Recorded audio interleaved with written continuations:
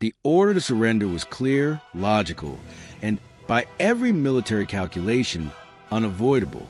Surrounded, outnumbered, cut off from reinforcement, and facing an enemy with overwhelming firepower, the expected outcome was simple. Lay down weapons, raise white flags, and survive. Yet again and again, across frozen forests, shattered villages, and nameless hills scattered throughout Europe during the winter of 1944 and the final month of the Second World War, small groups of American soldiers made a different choice. They chose to stay. They chose to fight. And in doing so, they created moments of resistance that would echo far beyond the scale of the battles themselves. To understand why these refusals to surrender mattered, one must first understand the world in which they occurred. By late 1944, the Second World War had entered its final, most violent phase. Nazi Germany was collapsing under pressure from both east and west, yet the fighting had not grown weaker. It had grown more desperate. German commanders understood that defeat was approaching, but desperation often produces the fiercest resistance.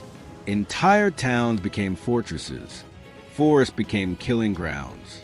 Every road, bridge, and crossroads carried strategic value measured not in kilometers, but in hours of delay. In this environment, small units, sometimes no larger than a platoon, could shape events far beyond their numbers. American soldiers arriving in Europe in 1944 were not the inexperienced force that had landed in North Africa 2 years earlier. They had learned through Normandy, through the hedgerows of France, through the brutal fighting of the Hürtgen Forest, and through the long advance toward Germany's borders. They had learned to operate when cut off, to improvise under fire, and to rely on each other when command structures broke down. Most importantly, they had learned that survival did not always come from retreat. Sometimes, survival came from refusing to yield long enough for something else to change. One of the clearest examples of this reality emerged during the Battle of the Bulge, Germany's last major offensive in the West, launched on December 16, 1944.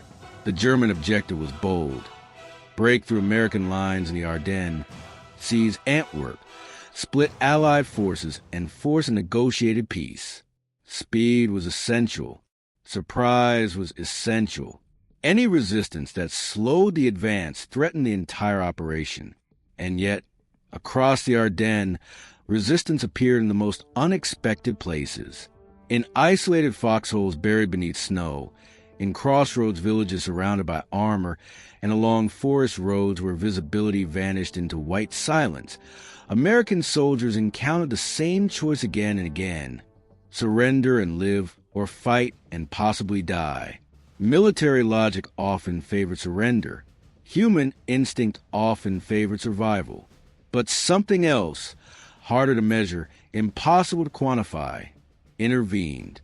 Consider the experience of small defensive groups scattered across the Ardennes during the first days of the German offensive. Many of these soldiers had no clear understanding of the scale of the attack unfolding around them. Communications failed. Units became separated. Rumors spread faster than orders.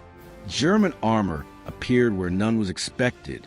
Under such conditions, surrender could appear not as cowardice, but as practicality.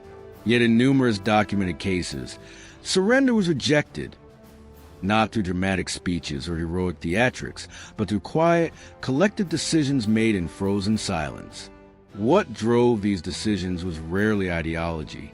It was rarely abstract patriotism. More often, it was something immediate and personal: loyalty to the men beside them, distrust of the enemy's promises, or the simple belief that holding one more hour might matter. In war, motivations are seldom pure. They are layered, contradictory, and deeply human. One of the most studied moments of refusal occurred in the defense of Bastogne, where elements of the 101st Airborne Division and attached units were surrounded by German forces in December 1944. The German command delivered a formal surrender demand on December 22nd, warning of total destruction if resistance continued. The American reply, General Anthony McCullough's famous single word: Nuts will become legend, but the legend risks obscuring the deeper truth. The refusal to surrender at Bastogne was not the decision of one general. It was a sustained decision of thousands of soldiers who continued to fight despite hunger, cold, exhaustion, and the knowledge that relief might never come. Inside the perimeter, conditions deteriorated rapidly. Medical supplies ran low. Ammunition was rationed. Wounded soldiers lay in cellars where freezing temperatures slowed bleeding but intensified suffering. German artillery struck constantly. Each day brought renewed attacks probing for weakness. And yet, the line held. Not because it was unbreakable, but because those defending it continued to believe that endurance itself was a form of resistance. When skies finally cleared on December 23rd, Allied aircraft delivered supplies and began attacking German positions. 3 days later, elements of Patton's Third Army broke through to Bastogne. The siege ended. Survival followed refusal. And history remembered the moment not as inevitable, but as improbable. Yet Bastogne was only one example among many across the European theater. Similar moments unfolded on smaller, less famous stages. Patrols cut off behind enemy lines continued fighting for days. Machine gun crews held positions long after retreat orders should have reached them. Tank destroyer teams engaged superior armor, knowing escape was impossible. In official reports, these actions appear as brief entries, coordinates, times, casualty numbers. But behind each entry stood individuals confronting the same question: when does resistance become meaningless, and who decides? German forces understood the psychological power of surrender.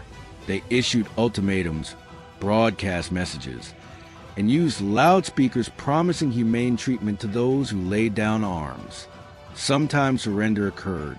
War is not sustained by heroism alone, but the unpredictability of refusal created friction, delays that disrupted timetables, uncertainty that forced caution, and resistance that consumed resources already stretched thin. By early January 1945, the German offensive had stalled. Fuel shortages, Allied air power, and stubborn ground resistance combined to halt the advance. The refusal of isolated soldiers to surrender did not win the war by itself, but it contributed to the slow erosion of Germany's final gamble. In warfare, outcomes are rarely shaped by single dramatic moments.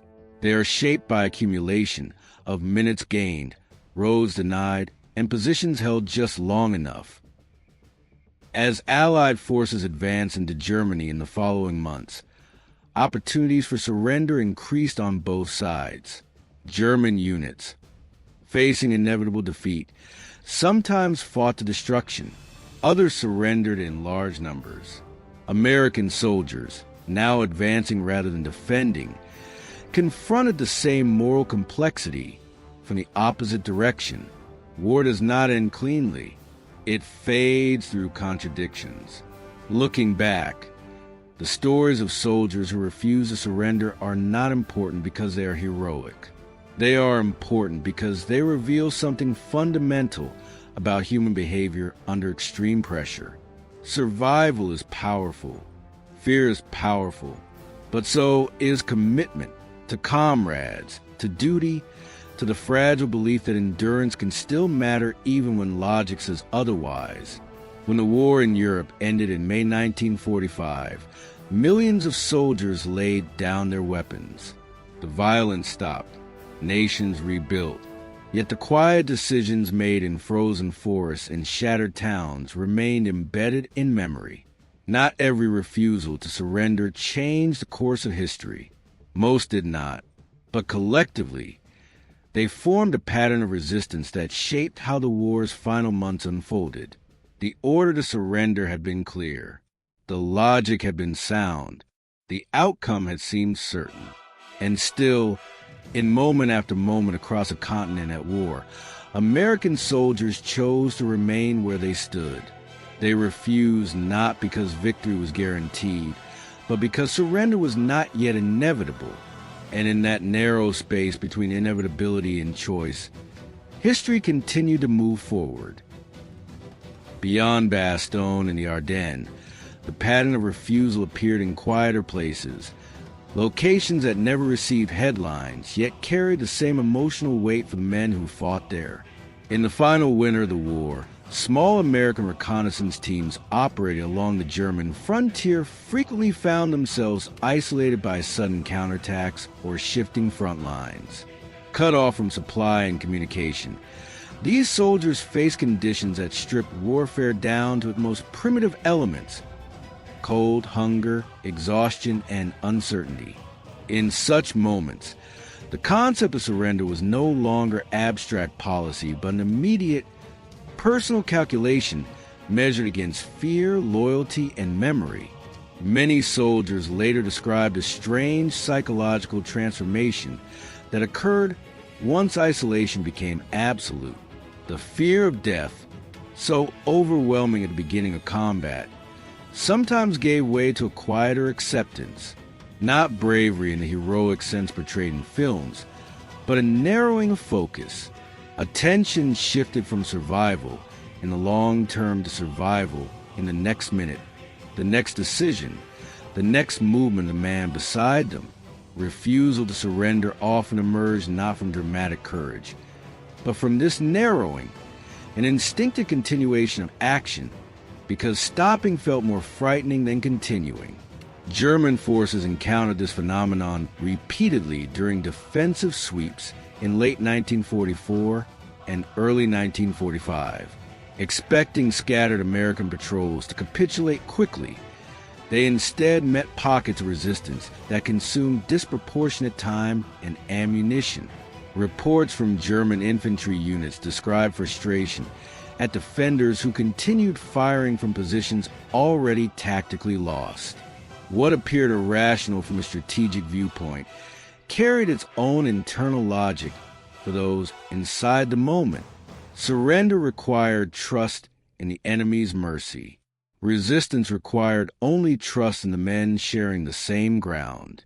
The winter landscape intensified every emotion. Snow muted sound, creating long stretches of unnatural silence broken suddenly by violence.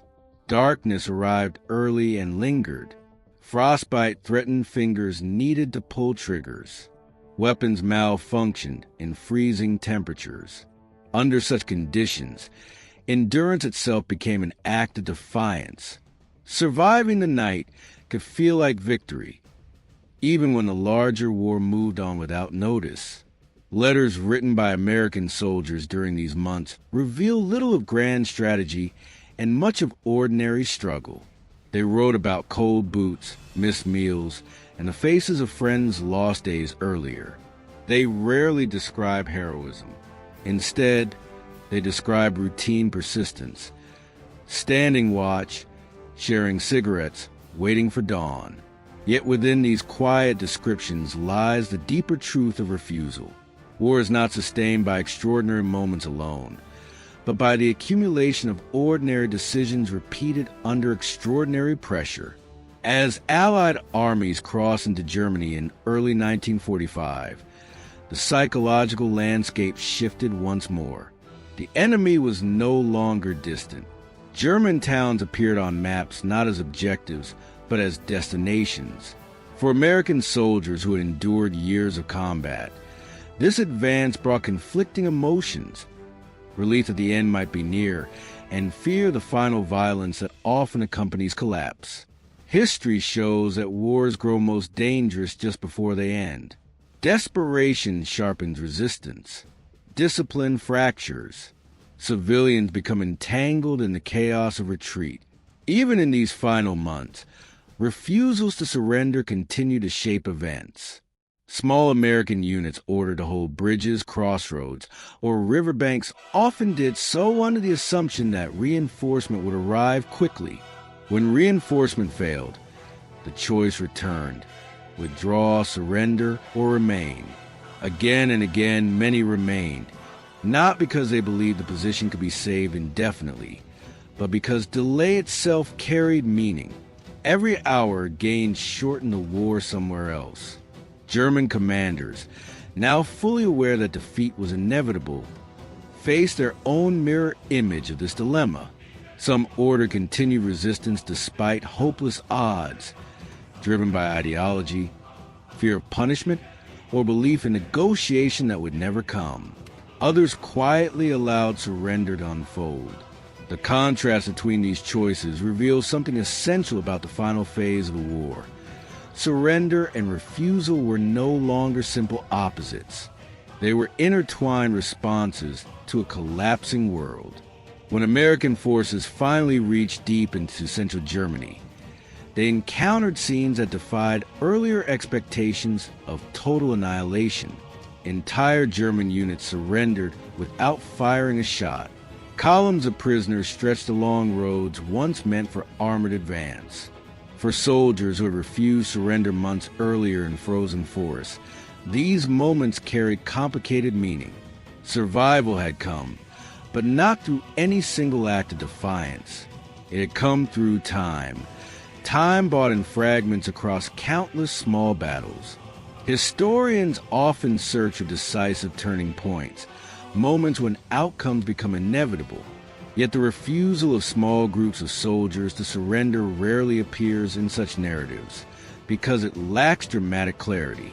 There is no single map arrow marking endurance, no headline announcing a decision made in silence.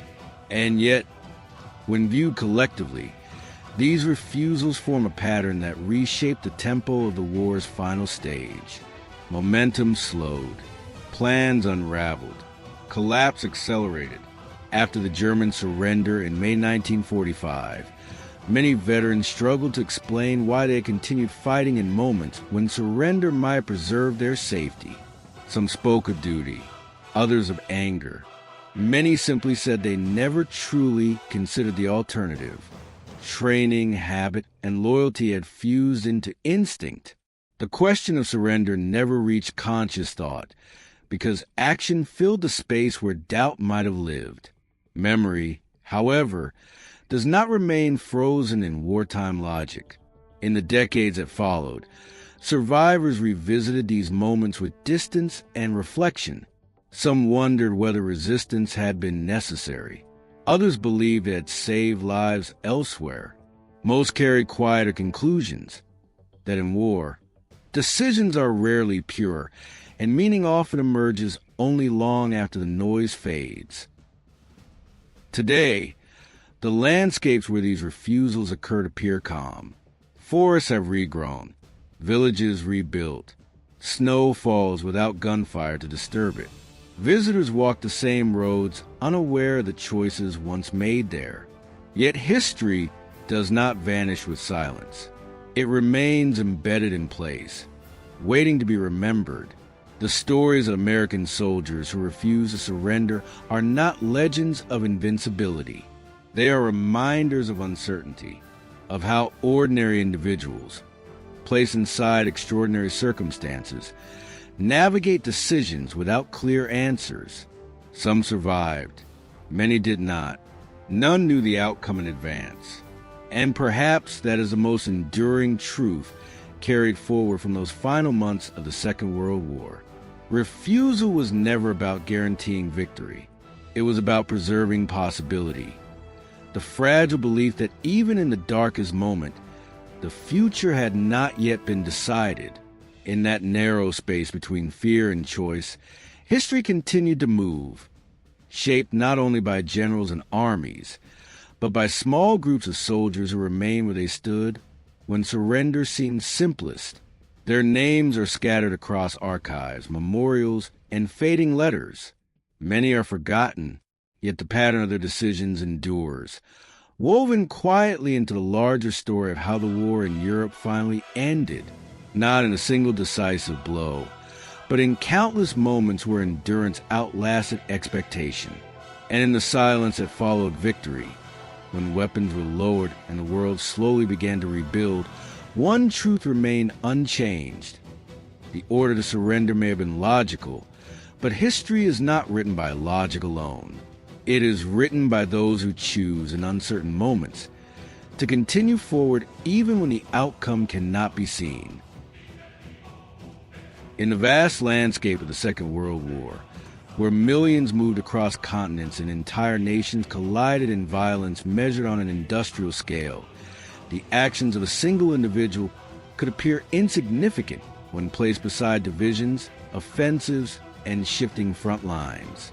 Yet history repeatedly reveals a quieter truth, that the moral and psychological weight carried by one person in one moment can ripple far beyond the physical boundaries of the battlefield. Among the many American soldiers whose refusal to yield shaped the human story of the war, few figures embody this reality more profoundly than Private First Class Desmond Thomas Doss. Unlike the soldiers who refused surrender with rifles in hand, Doss's resistance took a different form. A devout Seventh-day Adventist and conscientious objector, he entered the United States Army determined not to carry a weapon, a decision that placed him at odds with military culture, fellow soldiers, and even his own commanders. In an institution built upon obedience, uniformity, and the expectation of lethal force, Doss represented contradiction. He trained alongside men preparing to kill, while committing himself to saving life. Many around him viewed this stance not as conviction, but as weakness. Some mocked him openly. Others believed he endangered the unit. Requests to transfer him away were discussed. Pressure mounted constantly. Yet the same refusal that once isolated him would later define one of the most extraordinary acts of endurance in modern military history. By the spring of 1945, Allied forces had carried the war across the Pacific toward the Japanese home islands. The island of Okinawa became the site of one of the bloodiest battles of the entire conflict, a brutal struggle fought across ridges, caves, and mud-soaked terrain where visibility vanished and survival often depended on inches of ground. Doss served as a combat medic with Company B, 1st Battalion, 307th Infantry Regiment, 77th Infantry Division. His duty placed him in the most exposed positions imaginable, unarmed, moving through open fire to reach the wounded.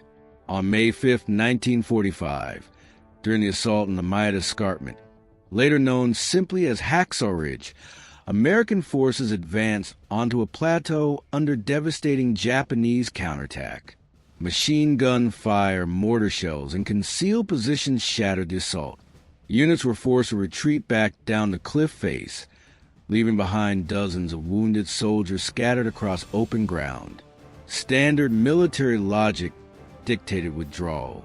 Remaining on the ridge meant near certain death or capture, yet one soldier stayed behind. Desmond Doss did not remain because he believed survival was likely. He remained because wounded men still breathed around him. For hours, under continuous enemy fire, he moved across the battlefield alone, locating the injured, treating wounds, and dragging bodies toward the cliff's edge.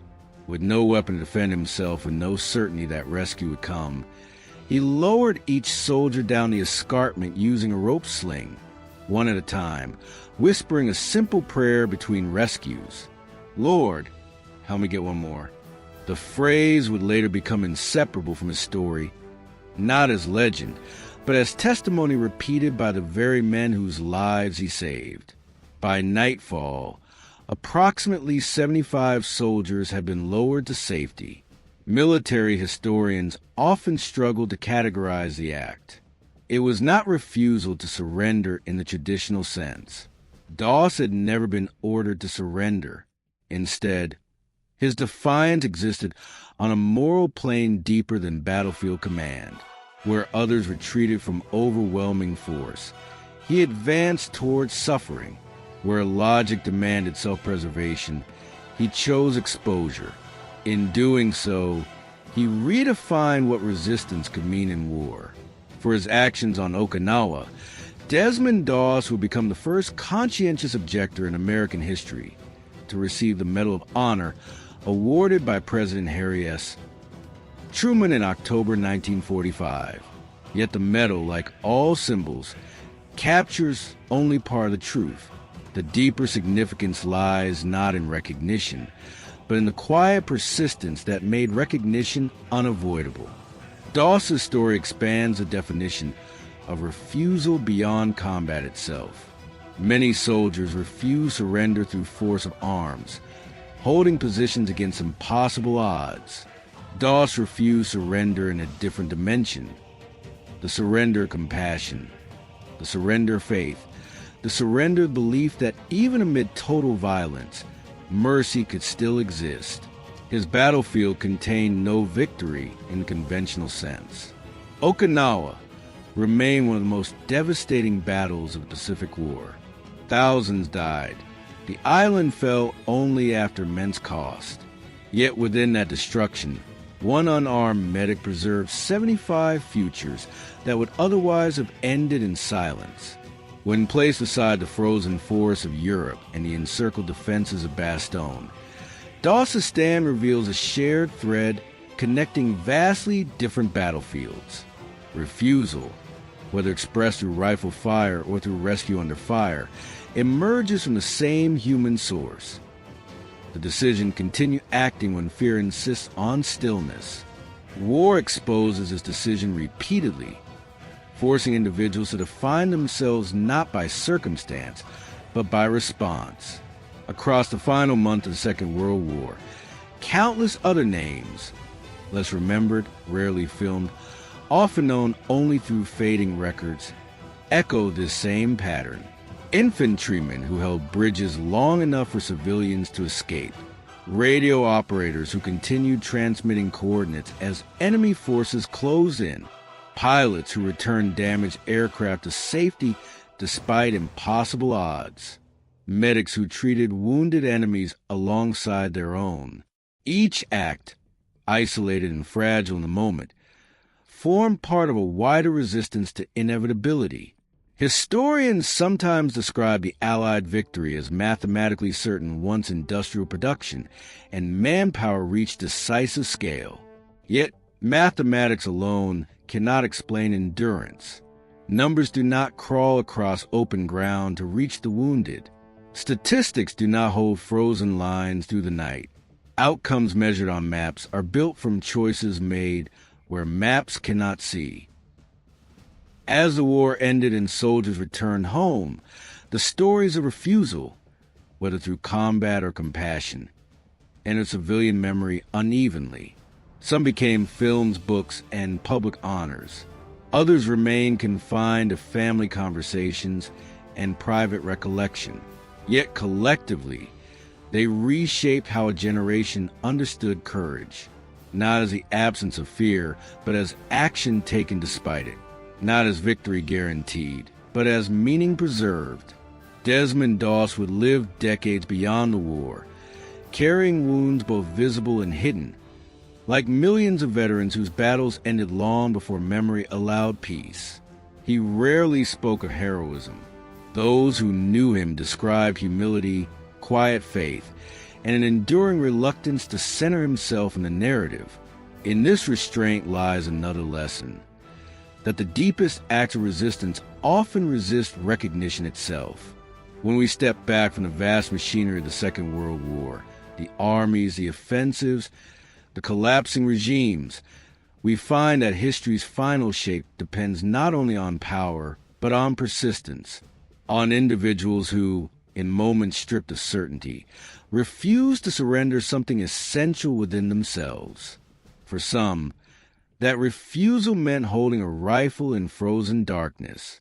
For others, it meant lowering wounded strangers down a cliff face while whispering a prayer into gunfire. Both forms altered the future, and in the long quiet that followed 1945, as battlefields softened into memory and memory into history, one truth remained suspended between them. Wars are decided not only by those who conquer, but by those who refuse, again and again, in ways both visible and unseen, to let humanity disappear in the presence of violence.